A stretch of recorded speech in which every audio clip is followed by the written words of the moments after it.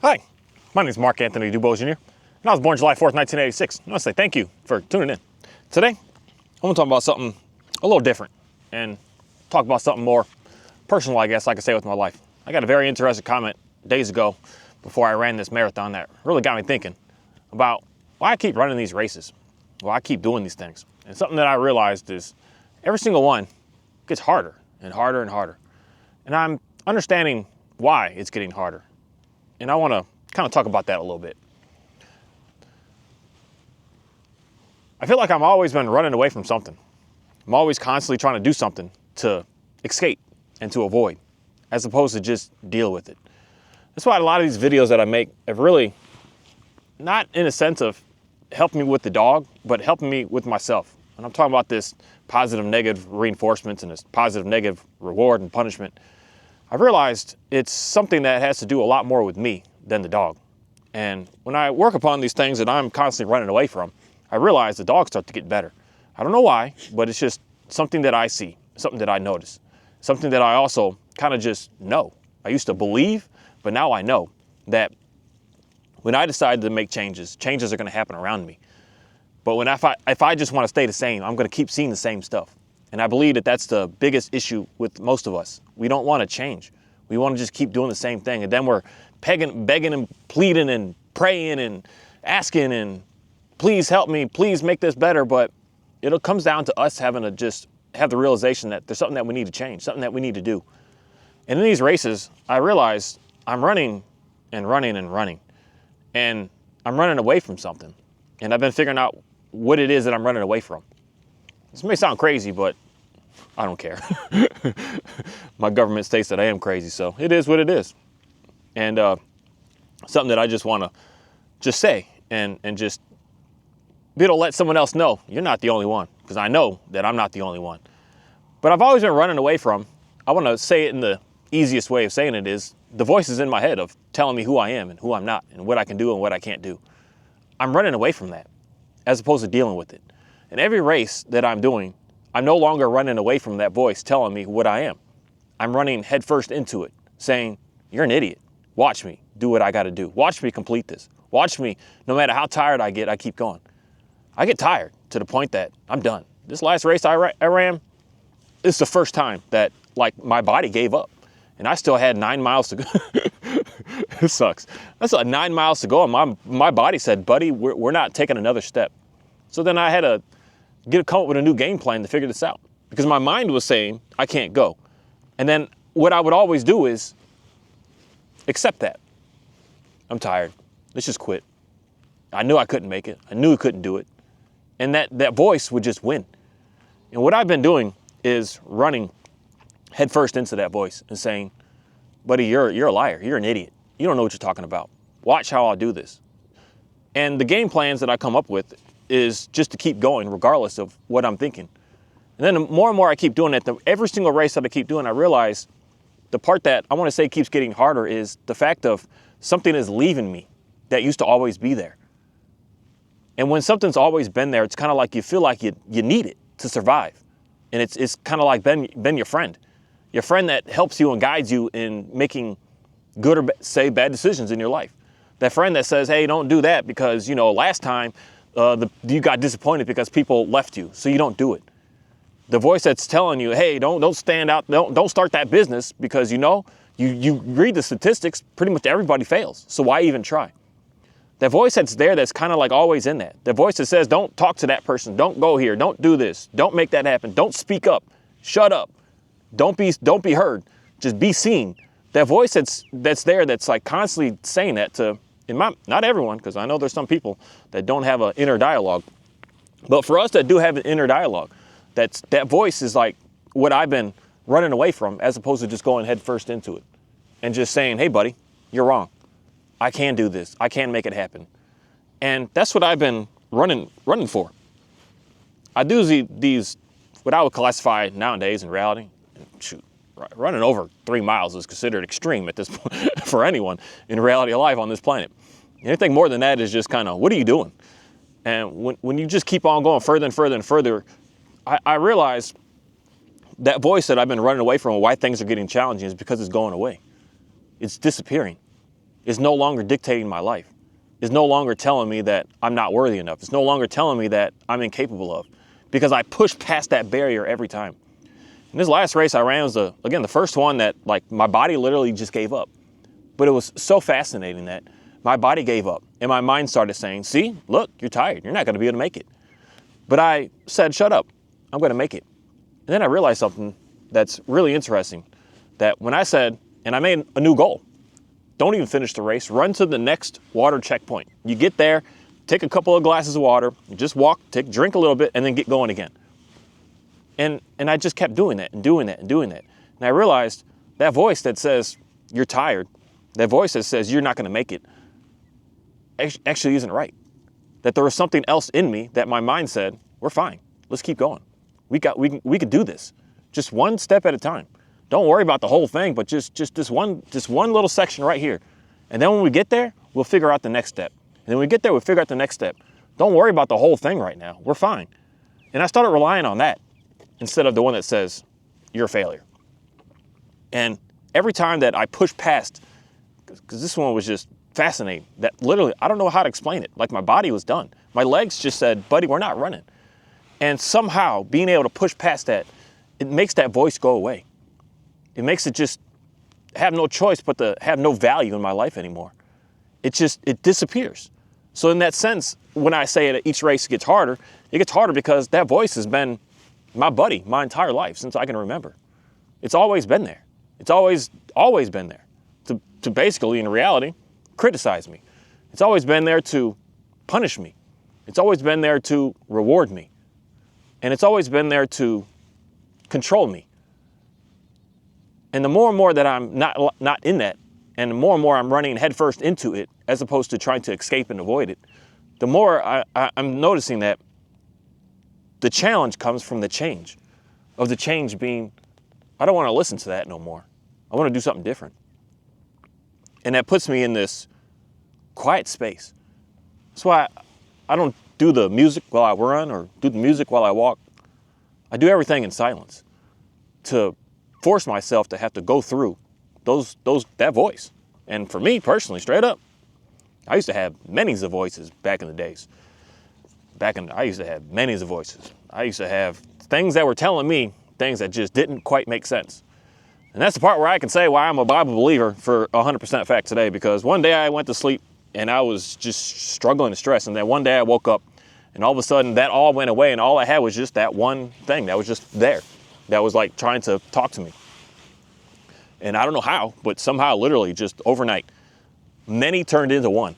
And I was like, I could deal with one. And then now the one is starting to disappear because I'm dealing with it. I'm not running away from it anymore. And this is the reasons why I noticed that, Ophi, not right now, girl. Go walk around if you're cold. It's not that bad today. It's like 45. It's tolerable weather. And you're muddy as all can be muddy. It's not bath weather still, but you muddy. Get off me, girl. Get off of me. I don't want to have to push you away, but get off of me. Okay, I'm going to have to push you away. Watch out, girl. Watch out. Watch out. Thank you.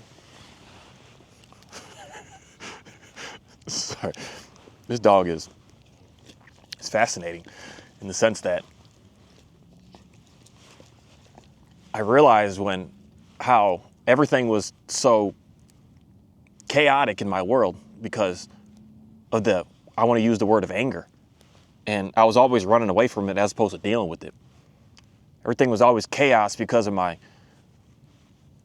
needing to get stuff done and being in this rampage and this rush and not just going head first into it and saying, that's not the way to live. And that's why for me, one of the hardest changes that I'm seeing is just doing what I've been working so hard with this dog to do. This is the stuff with me that is weird. Well, I'm always going to talk dogs different than probably most all of people on this planet. Because I've been doing projects with these dogs to see them do what I want to be able to overcome in my life. So when I take a dog that is like a nervous wreck, and I'm able to get that dog to be like confident and bold and independent and just courageous on its own, I'm like, I could do that myself. And that's been my mission with all these dogs in reality. I watch the transformation and I'm like, if I can get a dog to do that, I could do that. And that's the big thing with this dog, is to get her from being excessive over everything. Like just, oh, there's a deer, oh, there's a squirrel, or there's a skunk, or there's this, and just want to be on a rampage with it, to get her to be completely indifferent in the world, that everything's fine, it's all good. And I realized just watching this animal and what I've been doing with this animal is, you scared? You excited? Let's go. Let's get in it. We're not running away from it. We're gonna go head first into it, so that we can be able to get to the point that it really doesn't matter all that much anymore. And I've seen this dog just transform into something very, very strange. Very strange. She's not the same from the day that I got it. She's not the same dog. It's a completely different animal. And that's the change that I'm looking for in myself. That I don't want to be the same at all that I used to be. I want to be on to something completely different, a complete transformation of a change, that what I used to do, I no longer do. How I used to be, I no longer am. And that to me is something that I realize in these races is getting more complicated, because I'm leaving behind everything about what it is that I used to be and do. And now I'm heading into, who am I? Because, say, that voice was always telling me who I was and what I can't do and what I can do and everything. It would tell me everything about myself. But it's not me. That's the thing that I've really, really am realizing. It may sound like me. It may try to even act like me, but it's not me. It's something different. It's something not even internal. It's something external that's coming to me. This may sound weird, but this is just my weird way of looking at the world. But the voice isn't me. It can't be me, because it would, in reality, things that it would do would sabotage me. It would put me in a jam. It would hinder me. It would destroy me. It would slow me down. It would not allow me to be able to experience what I wanted to actually experience. It would always just have this, you can't do that. Who are you? Who do you think you are? And now that it's starting to just disappear, I'm starting to go into unknown territory. Unknown. Where is this future? And that's where the part with me, well, I could say it gets harder and harder. It's not harder that, no, it is. It's harder that everything that I thought I knew in my life is starting to disappear. And that's the part with me that I see with simple and dog training things that's complicated, because it's like we're all living under this extreme level of control. And this control comes from something that's always talking to us in reality, in that sense that it's trying to dictate what we want and who we are. And that's where things are weird to me today, especially when it comes down to this social media stuff and everything. Not even that, but just Amazon. And how they're always trying to get you to buy something and to get something, to do something, as opposed to just, you don't need it, and just stay away from it. It's trying to tell you who you are, as opposed to you just saying, do I really want this? Do I need this? It'll shove ads at you over and over and over to tell you who you are, tell you what you like, tell you what you should do, tell you what you should buy, tell you when you should buy it, tell you how much you should buy of it. Is that you? Or is that something external that's coming into you to tell you who you are? That's what I'm running away from. Not running away from anymore, but that's what I was running away from. But that's what I'm running for. I'm running towards making sure that I'm the one that's running the world for me. Not this outside voice, not this outside stuff that's trying to tell me what to do and how to be. That's the part where I believe that things get complicated. And that's where the more and more I keep reading and going on this positive reinforcements and negative reinforcements to all this stuff, I realize I'm not in any sort of control of anything about my own self. Something else is telling me who I need to be. Something else is telling me how I got to do everything. And I'm not the one that's doing that. And for me, being a Bible believer, that's kind of pushes me further into the idea of getting away from, I like using the word the enemy. It just sounds more fascinating. But getting me away from the enemy and getting me closer to my true purpose of who I am. That's what I, in reality, start to really realize. about just this life, that I'm getting away from being something fake and turning more into something that's real, that's genuine, that's honest. That's why for me, it's hard sometimes to listen to even my own video, because I say some things and I'm just like, dude, you talking right now. And it hits me heavy in a way that I'm like, I don't want to post some things because I'm like, man, that sounds like I'm attacking you. It sounds like I'm just saying like I'm just downgrading you in a way in some of the stuff, but it's not. It only is when you got your ego in it. When you got your, I'm the best, I'm the greatest, can't nobody talk to me, tell me nothing. When you're in it like that, yeah, what I say to you is probably attacking you. But I don't view it that way anymore. I view it in a way of, yes, it is under me to make the choices and decisions to be able to figure out how to be able to get in a better place. And the more I keep running away from it, the more I'm not changing, the more I'm just going to stay the same. But the more that I run head first into what my problems are, I'm going to actually find and get real change in that moment. And that's what I realized with the dog. I don't run away from the problems anymore. You scared of something? Let's go. We're doing this. And we're going to stay here until we figure it out. And if that means we don't figure it out in this session, then we're going to take a little break and we're going to come back and we're going to do it again. We're going to do it again day after day after day after day after day, over and over and over and over and over and over and over and over and over again. And then at some point, it's just, oh, we're cool. But it's not in a sense that I'm not giving them an option. That's where I'm not turning into learned helplessness. I'm turning it into, you get a choice. And each day, it gets easier and easier and easier. I don't just go for a whole leap instantly. I go little steps every day, little things every day. And then after a while, those little steps turn into, oh, it doesn't matter anymore. And that's what each race for me is, a little step to run headfirst into that voice that's trying to tell me what's wrong with me, that I can't this and I'm not that and I won't be able to this and I won't be able to that. And I realize it's a liar. It don't know me, because I'm able to actually get done what it says that I can't do. I push through and I still make it happen.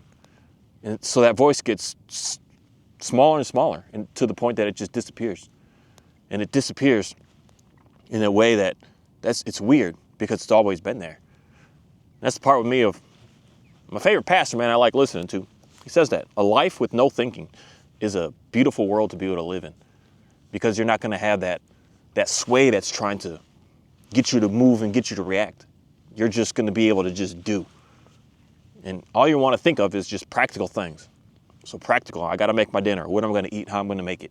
I got to wash my clothes, I got to clean the house. Not in this, what was I doing 8 years ago?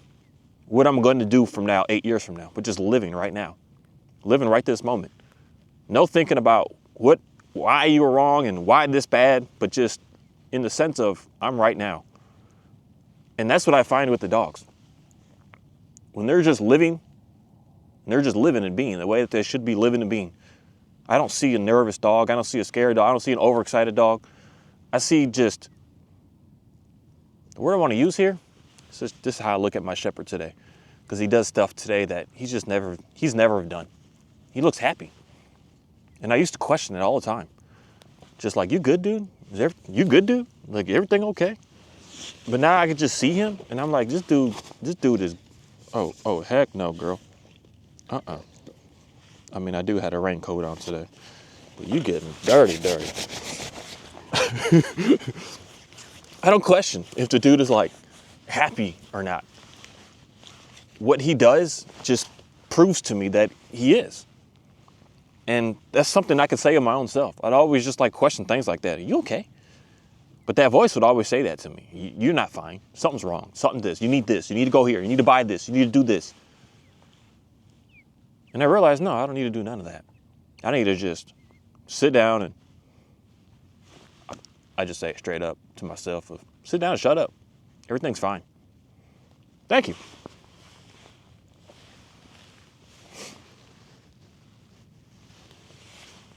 I think today is our last day of cold.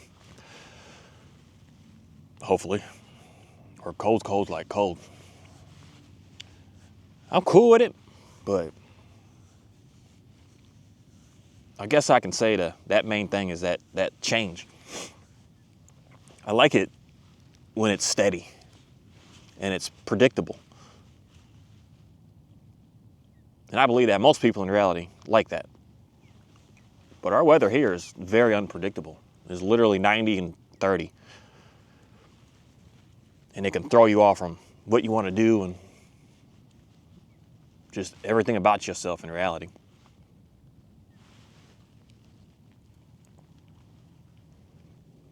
But I just realized something that I didn't just realize, but I've been realizing stuff, that the stuff with these dogs and all this stuff we're doing with them in the name of trying to get them to get in a better place, I realize is an illusion. The real way to get stuff into a better place is to change, not to do the same stuff. So if you're having problems, you have to change. You cannot keep doing the same stuff. You absolutely have to change.